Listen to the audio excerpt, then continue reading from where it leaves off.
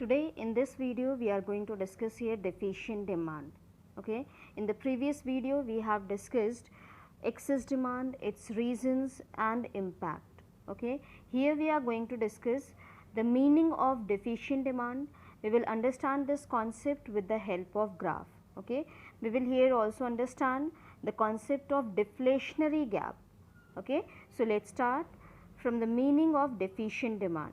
So, what is this deficient demand? Deficient demand, this is it refers to the situation when aggregate demand is less than aggregate supply corresponding to full employment level of output in the economy. Okay. The situation of deficient demand, it arises when planned aggregate expenditure falls short of aggregate supply at the full employment level. Okay. Let us discuss this with the help of one example. Okay. Suppose the suppliers, they are ready to supply, there are some laborers. Okay. Suppose there are 10 laborers in the economy. Okay. That means, and the economy is working on full employment as it is mentioned here. Okay. So, these 10 laborers, and that means all the resources they are fully employed. Okay. Now, these 10 laborers, they can produce 100 units in the economy. Okay. Now, what will happen? This is the aggregate supply, or we can say this is what? This is nothing but the desired aggregate demand. Okay. Now, here what is happening? The consumers, they are demanding here, let it be, they are demanding here 70 units. Okay. They are not demanding here 100 units, instead they are demanding here 70 units. Okay. So, there is gap of what? Gap of 30 units. Okay. Now, what will happen to fulfill this demand? What will happen? Now, the producers, they will obviously they will use less resources here. Okay. So, that means here underemployment, that means the resources will be underemployed here due to this deficient demand. Okay. So, this is the concept of deficient demand. Okay. I hope that this concept is clear to you from this example. Okay. Now, if there will be deficient demand in the economy, then what will happen? Then there will be situation of deflation. Deflation is just opposite of inflation. That means there will be decrement in what? In general price level, decrement in general price level. Okay. Due to this, what will happen? When there will be decrement in general price level, then obviously what will happen? There will be a situation of deflationary gap in the economy. Okay. Deflationary gap, that means as we have seen in the previous example, that there were, yes, you can see here that 100 units, it was, means producers were ready to supply this 100 units. Okay. But the consumers, they were demanding only 70 units here. Okay. So, here what will happen? Because of this, there will be this situation of general price level decrement, that means general price level, it will be decreased. Okay. When it will be decreased, due to this, the gap created because of this gap is known as what? Deflationary gap. Okay.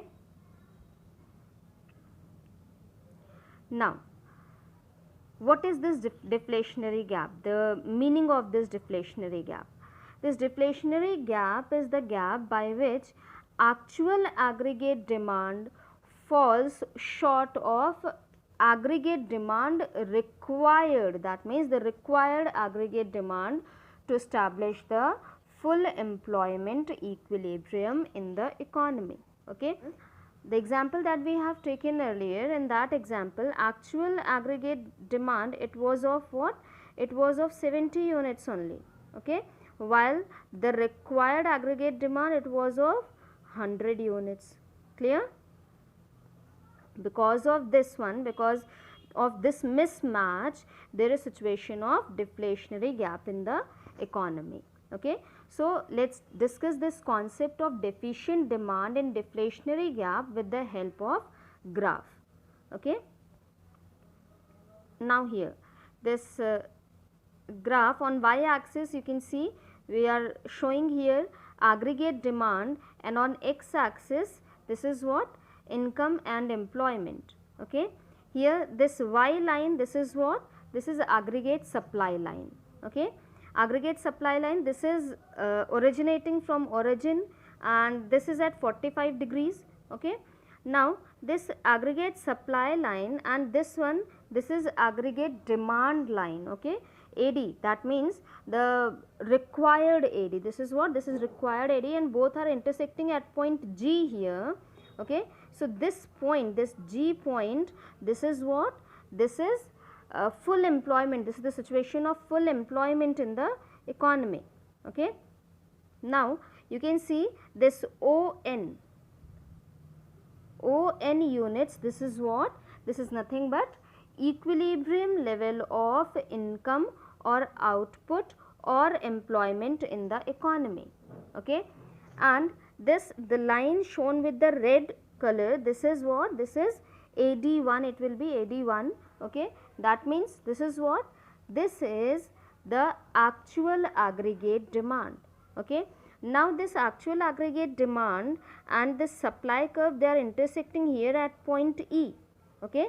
That means at this level, what is happening? At this level there is resources, they are underemployed. Okay. Due to which, what is happening? Due to which this output level, it is being decreased. Okay. So this is what? This one is aggregate demand at, or we can say underemployed aggregate demand, or we can say actual aggregate demand. Okay. This is aggregate demand at full employment level, or we can say this is what? Required aggregate demand. Okay. And the gap created here, you can see the gap created here, this GH, this gap is known as what? Deflationary gap. Okay. Clear?